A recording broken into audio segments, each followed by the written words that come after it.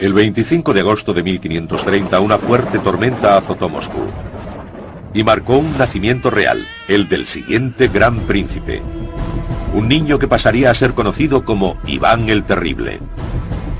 Los 50 años de su reinado marcarían a Rusia para siempre y fijarían el rumbo de su historia. Era inteligente y despiadado. Creía cumplir una misión divina. Carecía de clemencia y disfrutaba con la crueldad. A Iván le encantaba la tortura. Incluso participaba y se reía durante el proceso. Pero el poder de su voluntad transformó Rusia. Ampliando sus fronteras, aplastó a sus enemigos y levantó un imperio. Sus catedrales muestran su deseo de hacer de Moscú la nueva Jerusalén. Y sus redes comerciales convirtieron el páramo que era la ciudad en el centro del comercio internacional. No obstante, en todo ese tiempo las sospechas llevaron a Iván a crear un dominio privado gobernado por la policía secreta y el terror. Ahora nuestros investigadores buscan este extraordinario mundo paranoide, el mundo del primer hombre que se llamó Zar, el mundo perdido de Iván el Terrible.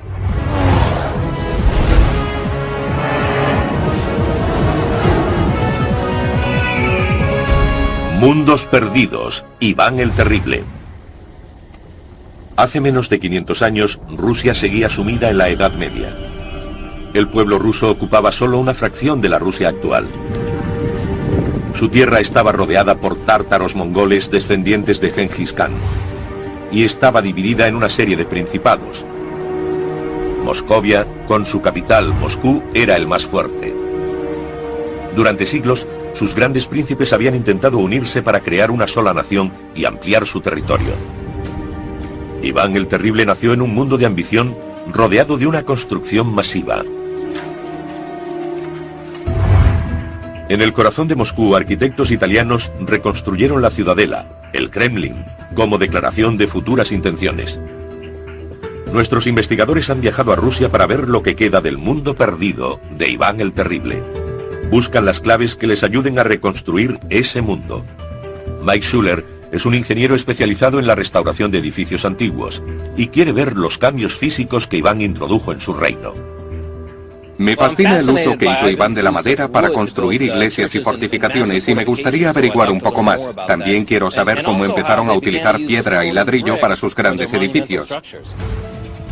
Como miembro fundador de la Sociedad para la Conservación de la Arquitectura de Moscú, Guy Archer quiere saber qué pueden decirnos los edificios sobre el hombre y su mundo personal. Espero encontrar la firma de Iván el Terrible, la huella que dejó en la arquitectura, en los edificios que aún existen, y averiguar qué podemos deducir de ellos para comprender mejor ese periodo. Su viaje comienza en Kolomenskoye, un parque en el borde sur de Moscú. El primero de los grandes monumentos de Iván se alza aquí, la iglesia de la Ascensión con 58 metros de altura. Actualmente la iglesia está siendo restaurada. Mike Schuller ha subido a su aguja con el profesor Robin Milner Gulan, un experto en la Rusia del siglo XVI. Esta torre fue una construcción bastante innovadora para la época, ¿no? Sí, nunca se había construido nada tan alto en mampostería. Existían iglesias de madera con esta altura, pero este fue un intento de crear una versión en piedra de la aguja de una iglesia. Para ello hizo falta una enorme masa de mampostería. Los muros tienen casi 3 metros de ancho en la base. No usaban contrafuertes como en Europa Occidental y confiaron una gran masa de material. Los edificios monumentales de Europa Occidental contaban con contrafuertes para alzarse, pero los constructores usaron un sistema más rudimentario, una cantidad enorme de piedra. La iglesia de la Ascensión pretendía ser una proclamación contundente, y las agujas como esta se convertirían en las obras más representativas del reinado de Iván. No fue construida por él, sino por su padre. El gran príncipe Basilio llevaba 25 años esperando un heredero. Y cuando en 1530 nació Iván, construyó la iglesia para celebrarlo. En aquella época su diseño era único, tanto por fuera como por dentro. Se accede a través de una gran escalera cubierta que lleva a una terraza que rodea toda la iglesia. La terraza se encuentra a bastante altura, con 3 tramos de escalera a cada uno de sus 4 lados. Muy impresionante, muchos giros, genial para las procesiones y las ceremonias. Y como se alza sobre una colina, podía verla mucha gente. Iván solo tenía 3 años cuando murió su padre. Desde muy joven fue decidido, atlético y agresivo. Se dice que le encantaba cazar. Un devoto cristiano que dedicaba horas a la contemplación religiosa. A medida que recorre la iglesia, Guy encuentra detalles que indican una fuerte conexión personal con el joven príncipe. Descubre un rasgo extraordinario en la pared. Creo que he encontrado un trono. Supongo que aquí es donde se sentaba Iván y veía el río. Es impresionante. Es un símbolo de una dinastía y el destino para el que había nacido Iván. La situación de esta iglesia es muy importante. Debido a que se encuentra en las afueras de Moscú, debía ser uno de los primeros edificios que veía la gente cuando se acercaba a la ciudad. Obviamente esta construcción es muy simbólica. No se trata solo de la capilla, sino de algo más importante. Esencialmente simboliza el poder de Iván. Y el impacto que causa la iglesia de la Ascensión se ve incrementado al estar construida en la ladera de una colina. Mayshuler ha examinado cómo consiguieron los constructores asegurarla en la pendiente. La clave para construir la torre y su verdadero secreto son los cimientos. Tenemos una torre enorme de piedra y ladrillo que se alza sobre una ladera inestable junto a un río. Así que los cimientos van desde un grosor de 7,5 metros en la parte alta hasta 12 en la más baja. Hay una enorme cimentación hincada como un diente en el lecho de roca. Este zócalo de cimentación fija la iglesia a la ladera y evita que se deslice hasta el río. El espacio interior es muy reducido como consecuencia de la limitada experiencia de los constructores rusos. En la época de Iván eso no importaba. El templo no estaba destinado al pueblo. Lo importante era el impacto que tenía sobre el paisaje. Dentro, la iglesia apenas tiene espacio para 20 personas. Pero con esta torre monumental, soportando un tejado a 8 aguas y elevándose más de 57 metros hacia el cielo, este edificio podía ser visto y admirado desde lejos. En tiempos de Iván, solo la élite podía entrar en ella. Y fue en este mundo elitista en el que creció. Sufrió una niñez infeliz. Sus padres murieron siendo muy pequeño. Se rumoreaba que su madre fue envenenada. Los nobles rusos, llamados boyardos, competían por el poder y la influencia sobre el joven príncipe. Crearon una atmósfera de una intensa rivalidad e intrigas políticas. El asesinato se convirtió en algo usual en la corte. Iván creció desconfiando de todo el mundo y molesto por el control de los boyardos sobre él. La historia nos ofrece la imagen de un niño trastornado. Cuenta la leyenda que le gustaba arrojar animales vivos desde las ventanas del Kremlin a las calles. Su infancia fue una lucha por la supervivencia, pero aprendió de ella y quiso más. Quería arrebatar el poder a los boyardos y asumir el control del país. Así, en 1547, con solo 17 años, organizó su coronación. No tomó el título de gran príncipe como su padre. Se coronó como zar, César en ruso. Autodenominándose zar, Iván reclamaba el derecho divino a gobernar Moscovia como único líder, dejando clara su intención de crear un imperio. Y marcó su coronación con la creación de otra iglesia, la de la decapitación de Juan el Bautista en Diakovo. Mike vuelve a comprobar que a pesar de hacerla con piedra y ladrillo y construir un edificio sin precedentes en Rusia, sus autores aplicaron técnicas desarrolladas en la construcción con madera. Uno de los motivos por el que utilizaban la forma octogonal es el ahorro de materiales. Se logra más superficie cubierta. Si tenemos una forma cuadrada usando 4 piezas de madera, podemos transformarla en una octogonal, obteniendo mucho más espacio con solo el doble de material. Y el segundo motivo es la estabilidad. Una forma octogonal es mucho más estable y más resistente a la carga lateral que puede ejercer el viento. La iglesia de la decapitación de Juan el Bautista de Diakovo tiene una torre central octogonal y 4 capillas alrededor. Iván vino a rezar aquí tras proclamarse a sí mismo zar. Y aquí se convenció de su misión divina de transformar Moscú en la Nueva Jerusalén y hacer de Rusia un sacro imperio. Para llevarla a cabo había llegado el tiempo de la guerra.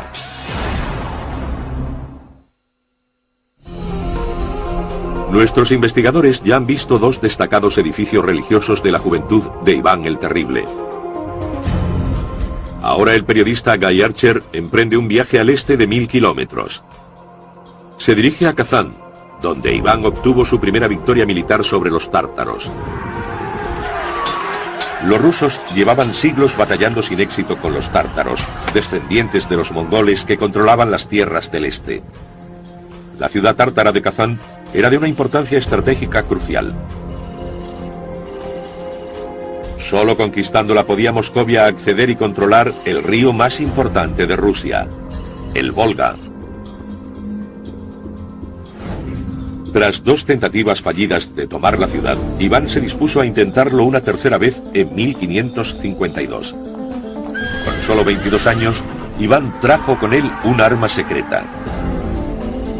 A semanas de su reino, en territorio hostil con pocos recursos naturales, los intentos previos de conquista lo convencieron de la necesidad de una base segura. Esta vez, se llevó la base consigo.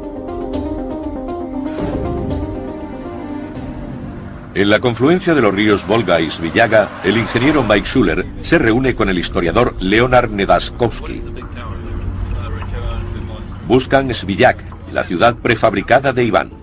El ejército de Iván levantó una iglesia, casas, torres y una empalizada alrededor de esta colina. ¿De dónde sacó los materiales para construir su fortaleza?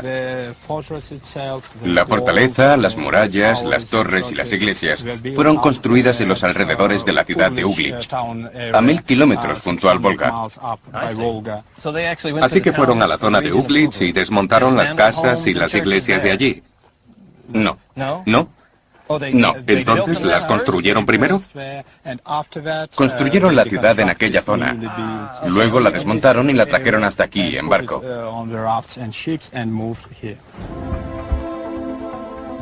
Iván aprovechó a los expertos constructores de madera de Uglitch, que montaron una fortaleza completa, la desmontaron y la volvieron a montar rápidamente a 1000 kilómetros un río abajo, en Svillask.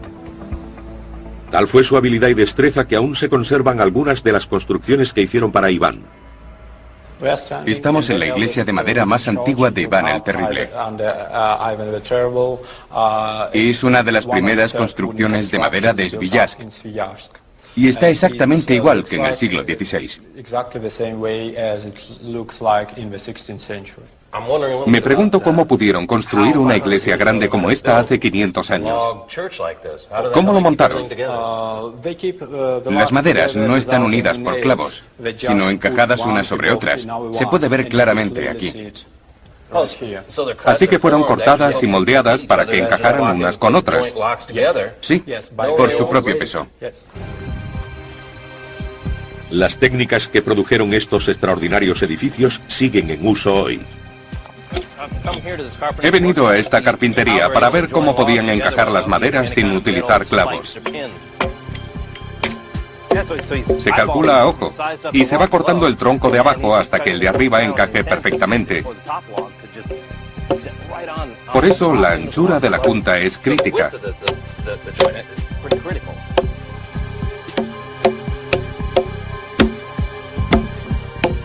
¿Puedo probar? Sujétalo así. Abre las piernas. Vale, aquí y aquí. Vaya, esto está muy afilado. A ver. Bien.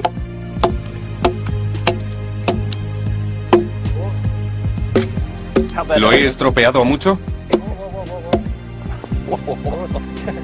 Vale, es suficiente. Sigue tú.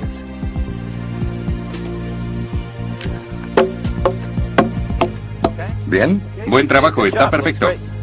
Solo hace falta una herramienta afilada y unas manos hábiles para conseguir una buena junta. Vamos a ponerlo en su sitio. Encaja a la perfección. Acabo de aprender cómo construir una pared sin usar clavos para unir los troncos. Esta antigua técnica del trabajo de madera permitió a los hombres de Iván levantar los edificios principales de Svillask casi de la noche a la mañana. En un mes, era una ciudad fortificada operativa con iglesias y barracones. Aunque todavía se conservan algunos de los edificios, los restos de la fortaleza, el punto central de la ciudad, son difíciles de encontrar. La fortaleza debía cubrir toda esta zona, pero siento curiosidad por saber si estaba así en tiempos de Iván. No, las colinas estaban cubiertas de árboles y tuvieron que talarlos para levantar la ciudad con sus murallas, torres, iglesias y casas. Así que talaron los árboles de la colina y luego probablemente utilizaron palas y picos para nivelar el suelo. Estamos al pie de la colina y veo algunos troncos y restos de algún tipo de estructura. ¿Qué es todo esto? Nos encontramos sobre la base de las murallas de la ciudad de Sviljazsk. Era de madera y estaba rellena de tierra y piedras. Sobre ella se alzaban las murallas.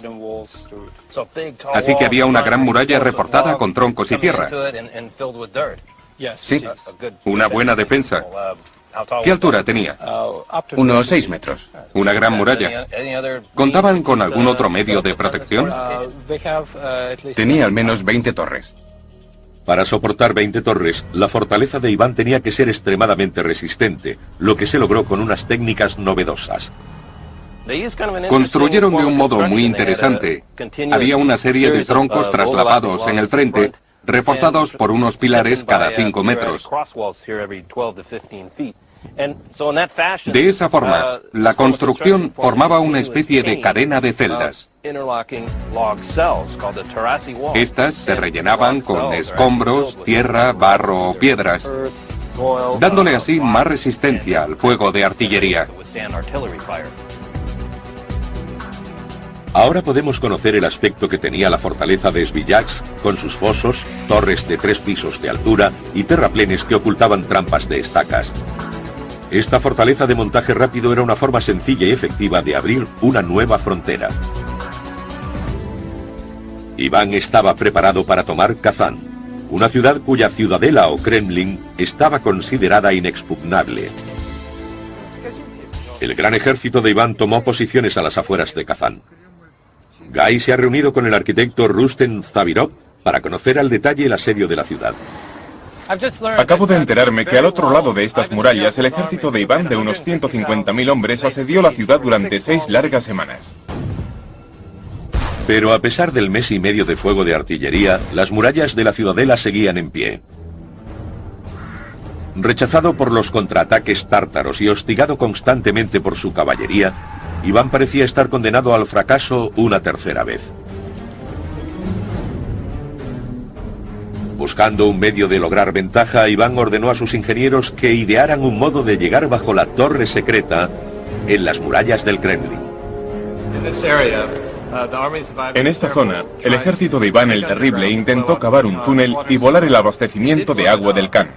Y así lo hicieron, pero este encontró otra fuente subterránea y frustró el intento de Iván de dejarlo sin agua.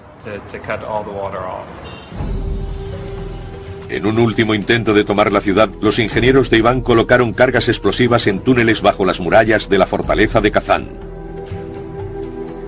3 enormes explosiones sacudieron la ciudadela a la vez. Los tártaros quedaron impactados al descubrir que las minas habían abierto 3 brechas en las murallas del Kremlin. Siguió un baño de sangre. Las tropas moscovitas atacaron y arrasaron todo lo que había a su paso. Se dice que las calles de Kazán quedaron teñidas de rojo. Los tártaros sufrieron una derrota humillante. Una de las primeras cosas que hizo Iván cuando conquistó Kazán fue encargar la construcción de un nuevo Kremlin. Apenas ha cambiado desde entonces. La derrota de Kazán consolidó la fama de Iván como conquistador, y así inició la ocupación rusa del este.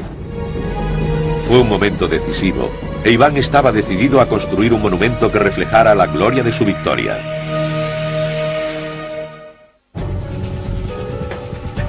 Nuestros investigadores han descubierto cómo Iván el Terrible empezó a conquistar el este, transportando una fortaleza prefabricada a 1000 kilómetros en territorio hostil. Y cómo su victoria tuvo una gran repercusión en el futuro de Rusia, abriendo vastas extensiones de nuevas tierras. Iván, el héroe, quería un símbolo de su victoria. En conmemoración y acción de gracias por su triunfo, inició en 1552 la construcción del monumento más famoso de Moscú. Originalmente llamada Catedral de la Intercesión de la Virgen en el Montículo, ha pasado a ser conocida como San Basilio por el santo enterrado en su suelo. Guy Archer se encuentra con el profesor Robin Milner Gulan para conocer la historia y el simbolismo de esta catedral. Se puede ver desde ángulos muy diferentes en muchos aspectos de la ciudad. Se puede ver desde diferentes ángulos, literal y metafóricamente, porque significa muchas cosas. Cuando se ve desde el fondo de la Plaza Roja, parece un castillo de cuento de hadas que flota en el aire.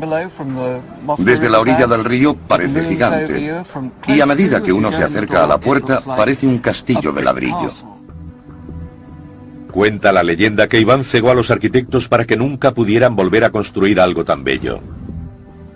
El edificio es singular y, curiosamente, está destinado al pueblo. Se alza fuera del Kremlin, la ciudadela de Moscú, en la Plaza Roja, un lugar cuyo nombre es anterior al comunismo y significa bonita en ruso antiguo. Uno de los motivos por los que fue construida aquí es que Iván quería que hubiera cierta distancia entre el Kremlin y los boyardos, ¿no es cierto? Exacto. Quería asociarse no físicamente, porque seguía viviendo en el Kremlin, sino metafóricamente con el pueblo de la ciudad.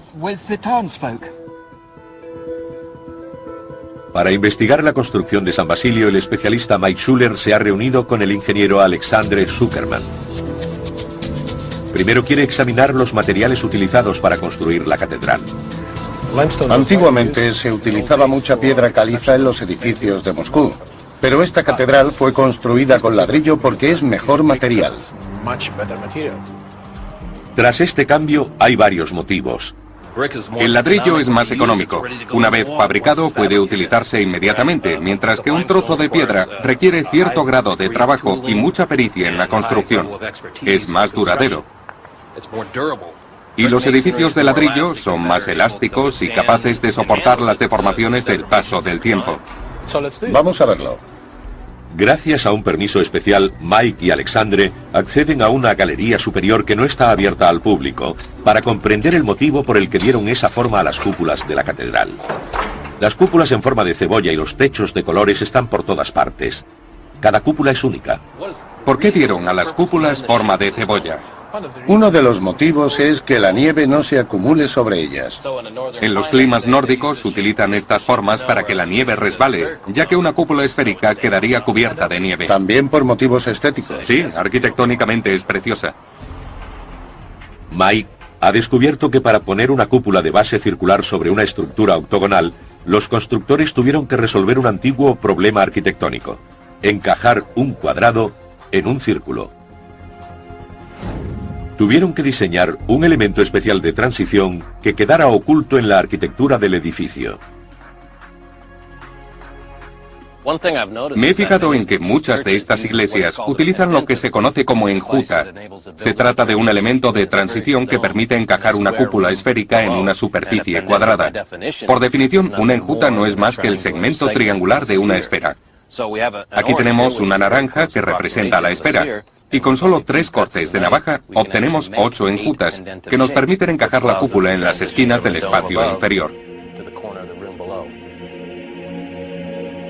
Utilizando enjutas, los constructores crearon estructuras mágicas y complejas, uniendo diferentes formas y elevándose hacia el cielo. Pero la variedad de formas tenía por objetivo difundir un solo mensaje: una proclamación de triunfo. ¿Por qué construyó Iván el Terrible San Basilio? La hizo para celebrar su gran victoria sobre el reino tártaro de Kazán, que para él fue como una cruzada. Nada más en regresar, contrató a 2 arquitectos rusos para que construyeran un edificio con 8 capillas, varias de las cuales están dedicadas a episodios del asedio de Kazán. Y la central lo está al Pokrov, la festividad rusa que conmemora el milagro de la extensión del manto protector de la Virgen María sobre el pueblo. La victoria de Kazán se rememora por toda la catedral. Pero también hay mucho simbolismo relacionado con lo que Iván consideraba el destino sagrado de Rusia. Obviamente, San Basilio es un edificio de gran simbolismo. ¿Cuál es su tema central? Representa a una ciudad. No se trata de una iglesia individual. Las capillas están separadas y conectadas por pasillos. ¿A qué ciudad nos referimos? A Jerusalén. A lo largo de los siglos XV y XVI, los grandes príncipes y sacerdotes de Moscovia desarrollaron la idea de Moscú como ciudad santa. Esta catedral la relaciona con la ciudad más santa de todas. No solo hace referencias a las iglesias de Jerusalén, también a sus palacios, sus casas, todo. Y sobre todo en los pasillos, hay muchos detalles arquitectónicos que representan casas de madera y unas pinturas preciosas del jardín del Edén.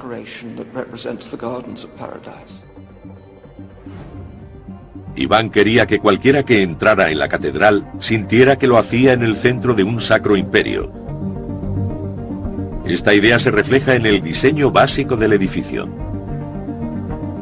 Estudiando una planta de la catedral, Mike descubre que a pesar de su apariencia caótica, la estructura sigue una geometría meticulosa.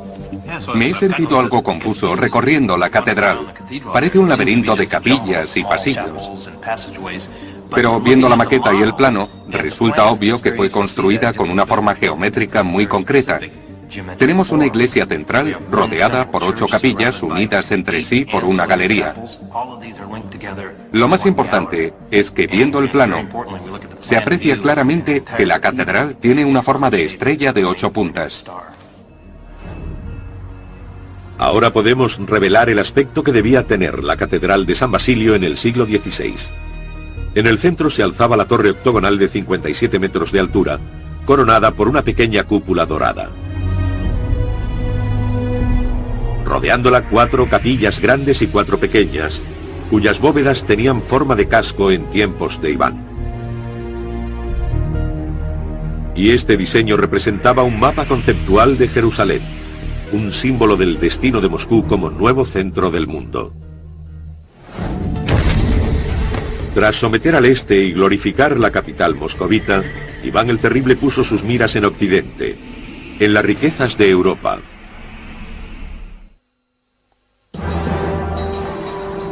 Nuestros investigadores se encuentran en Rusia indagando el legado de Iván el Terrible. Han explorado las iglesias que construyó al comienzo de su reinado, los restos de Sviljaks, la base militar prefabricada que le permitió conquistar el este, y la fabulosa catedral de San Basilio en la Plaza Roja, que conmemora su gran victoria sobre los tártaros. Ahora quieren averiguar qué sucedió cuando Iván volvió su atención hacia Occidente, a Europa. En 1553 una expedición comercial inglesa se desvió de rumbo y naufragó en la costa rusa. Iván vio enseguida la oportunidad. Ofreció a los supervivientes su hospitalidad y una base permanente en Moscú, que se convirtió en una sede comercial y en la primera embajada extranjera en Rusia. Llamado la Corte Inglesa, el edificio desapareció hace siglos, pero Guy Archer busca pistas de su emplazamiento en el Museo de Historia de Moscú. La corte inglesa fue construida durante la época de Iván el Terrible. Con el paso de los siglos fue utilizada con diferentes propósitos, olvidando el original. Hace solo 40 años fue enterrada bajo construcciones modernas. El edificio había sido utilizado como biblioteca, oficinas y alojamiento. Solo cuando comenzaron las obras de un nuevo hotel, los arqueólogos redescubrieron la corte inglesa, la última casa privada que se conserva de la época de Iván. Fue un descubrimiento sorprendente. Estoy ansioso por bajar y echarle un vistazo. Guy ha pedido al profesor Robin Milner Guland que le muestre la vieja corte inglesa. ¿Qué puedes decirme de estos cimientos? Están hechos de piedra caliza que procede del río Moscova, donde había en abundancia. La estructura principal es de ladrillo, y sobre ella probablemente había una superestructura de madera. Se perdió durante uno de los muchos incendios que ocurrieron aquí, pero creemos que era así. Dentro, el edificio ha sido restaurado para darle el aspecto que tenía en la época de Iván. Esta sala es maravillosa. ¿Qué es? Nos encontramos en la sala de recepciones de la corte inglesa. ¿Es posible que Iván estuviera aquí? Es poco probable. El zar era demasiado importante y habría recibido a embajadores y gente así en el Kremlin, si lo deseaba. Pero es probable que sus ministros sí lo hicieran. Este era el centro del comercio internacional en el Moscú de Iván. Los embajadores ingleses celebraban suntuosas recepciones para favorecer los acuerdos comerciales entre Rusia y Occidente. Aquí tenemos unos retratos del zar Iván el Terrible y la reina Isabel. Según tengo entendido, su relación con Occidente era tan sólida que propuso matrimonio a la reina de Inglaterra. Eso es cierto. Mantuvieron correspondencia durante 15 años. De hecho, tanteó el terreno para casarse con la reina Isabel, pero ella nunca aceptó. El comercio abría nuevas posibilidades a la Moscovia de Iván. Cuando Iván el Terrible abrió el comercio con Occidente, Rusia exportaba miel, caviar y pieles a cambio de tejidos, metales, conocimientos tecnológicos y armas. La corte inglesa se encuentra en el corazón de un barrio llamado Kitaigorod y sirve de recordatorio del próspero centro comercial que se alzaba aquí en el siglo XVI, fuera de las murallas de la ciudadela de Moscú, el Kremlin. El resto de los edificios de la zona eran de madera y se perdieron en incendios con el paso de los siglos. En la época de Iván esto suponía un gran peligro y sabía que su próspero barrio comercial necesitaba protección. Pero no solo del fuego. Como los tártaros seguían siendo una amenaza incluso para Moscú, Iván decidió dar una protección especial a la zona. Ordenó rodearla de un recinto fortificado. Apenas quedan restos de la muralla de Kitaigorod, pero Weisshuller ha ido en su busca junto con el historiador Dmitry Oleynikov. Su intención es recrear el aspecto que tuvo. ¿Esto es parte de la muralla de Kitaigorod, el antiguo centro de la ciudad? Exactamente. Esto es parte del muro de Kitaigorod, construido después del Kremlin. La ciudad creció y necesitaba otra muralla para proteger a los ciudadanos. Medía más de 3 kilómetros de largo. ¿Más de 3 kilómetros? Sí. Tenía unos 6 metros de ancha porque había que instalar cañones. Ya existían los cañones y hacían falta caballos para moverlos por la muralla y colocarlos en posición. Podemos hacernos una idea de cómo era la sección transversal del muro y apreciar su tamaño. Esto es parte de una torre. Había unas 15 torres en Kitai. A lo largo del muro. Weisshuller ha descubierto que tras la histórica derrota de la ciudad tártara de Kazán, mediante la colocación de explosivos, los rusos decidieron tomar precauciones especiales para evitar que ocurriera lo mismo en Moscú. He descubierto algo muy interesante sobre las murallas de Kitaigorod. A lo largo del muro había una serie de torres y en sus cimientos había unas galerías especiales de cuyas paredes colgaban unas láminas de cobre como sistema de alarma para detectar cualquier movimiento. He montado una especie de experimento. A este lado hay una persona cavando, como si fuera un soldado enemigo. Y al otro lado del muro hemos puesto una lámina de cobre. Voy a acercarme para ver si el sistema funciona.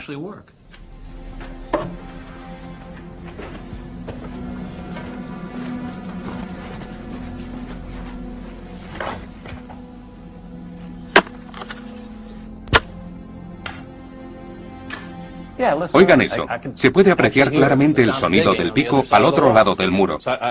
Imagino una serie de láminas como esta alineadas en la pared para transmitir el sonido de cualquier tipo de excavación. Se podían escuchar los cascos de los caballos enemigos a unos 12 o 15 metros de distancia. Se trata de una tecnología muy simple, pero era un efectivo sistema de alarma. Ahora podemos revelar el aspecto que tenían las murallas de Kitaigorod cuando Iván las construyó en el siglo XVI. Pero los muros no eran suficientes para disipar el temor de Iván a que sus propios nobles tramaran algo en su contra. El zar juró aplastar toda oposición y se preparó para desatar un reinado de terror que nunca sería olvidado. Iván el Terrible había dedicado sus primeros años de gobierno a la conquista de los territorios tártaros del este. A sus 30 años había logrado más que cualquiera de sus predecesores, unificando Rusia y creando un imperio. Sus victorias eran celebradas con la construcción de catedrales y monasterios, ciudadelas y palacios por todo su territorio. También había sacado a Moscovia del aislamiento, forjando valiosas relaciones comerciales con Occidente y construyendo la primera embajada extranjera en Rusia. Pero a pesar de tales progresos, la situación empezaba a volverse contra Iván. Se había embarcado en una guerra larga y costosa en la frontera occidental de Rusia. Y desconfiando de sus nobles, los boyardos, Iván había empezado a retirarse a un paranoico mundo privado. Solo veía traición a su alrededor y sentía la amenaza del asesinato por todas partes. Sus últimos años los pasó en constante temor. Guy Archer ha venido a explorar el oscuro mundo de la corte de Iván el Terrible en los últimos años de su reinado. Y ha descubierto que en 1564 tuvo una crisis de la que nunca se recuperó del todo. Dejó Moscú y vagó durante un mes, encontrando refugio en el viejo pabellón de caza de su padre en Alexandrova Sloboda, a 100 kilómetros al noreste de Moscú. En 1565 Iván dividió el país, quedándose el mejor territorio para sí y dejando el resto a los boyardos. Llamó a sus tierras Oprichnina, que significa tierra aparte. El resto recibió el nombre de Zemshnina, y la intención de Iván era mantenerlas completamente separadas. Incluso dictó una ley que prohibía el contacto directo entre ellas. Guy se ha reunido con el historiador Leonard Nedaskovsky, experto en el siglo XVI, para aprender más sobre Oprichnina y qué significaba para Rusia. Su propósito era aplastar a la oposición a su gobierno y unificar Rusia.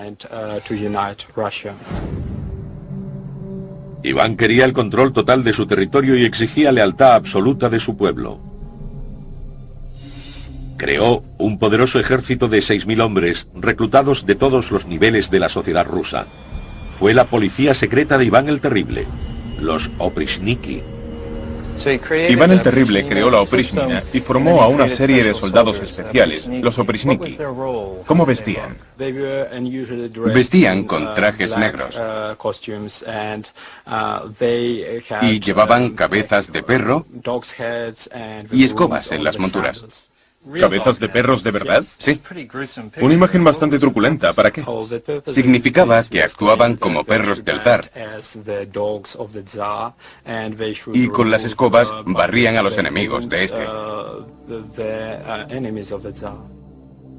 Iván hizo del pabellón de caza de Alexandrova Sloboda el cuartel general de su Oprichnina. Se encontraba en el centro de su estado y se convirtió en la capital de Rusia.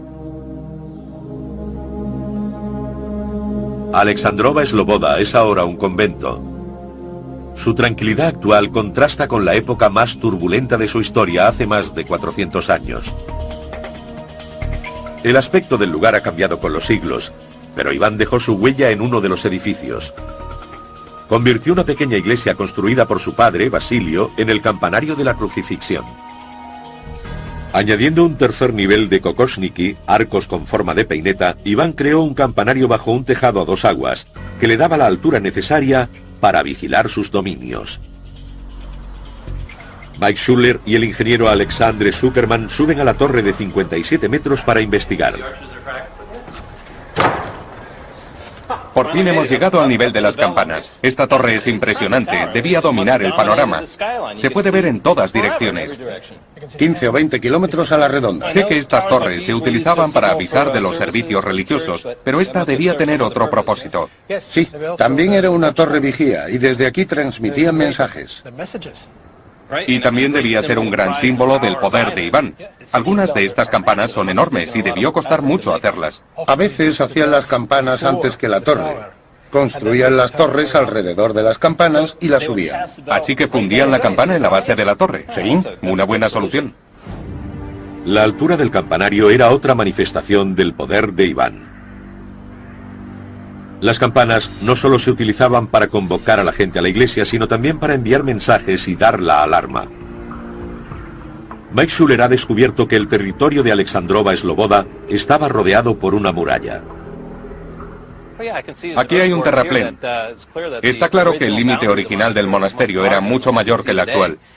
Acabo de saber que Iván estableció una serie de controles en un radio de 3 kilómetros del monasterio. Y la gente tenía que enseñar una identificación para entrar o salir de él. Creó una especie de estado militar para el control de la región.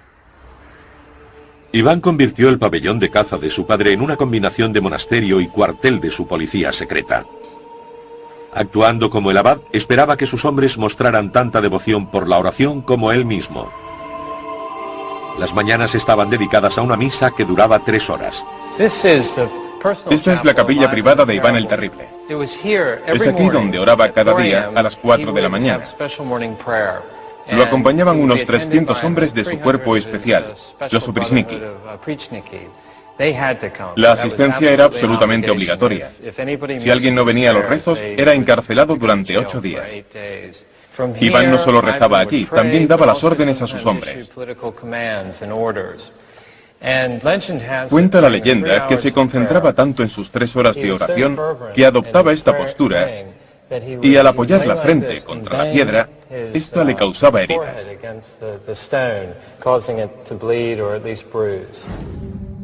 Las noches estaban dedicadas a la tortura, a empalar a las víctimas, a arrancarles la lengua o a meterlos en un gran caldero de agua hirviendo para que la carne se despegara de los huesos. El historiador Boris Sokolov le habla a Guy sobre el lado más brutal del régimen de Iván. ¿Quiénes eran las víctimas de su tortura? Iván torturaba y asesinaba a las personas que consideraba sus enemigos. Ya fueran boyardos, nobles o sus sirvientes. Le encantaba torturar. Freía a la gente, la hervía, la colgaba y la decapitaba. ¿Cuántas víctimas hubo durante el reinado de Iván? Creo que la cifra más correcta ronda las 15.000 víctimas de la Oprichnina. A lo largo de 10 años, Iván mató a mucha más gente que la Inquisición española en 150 años.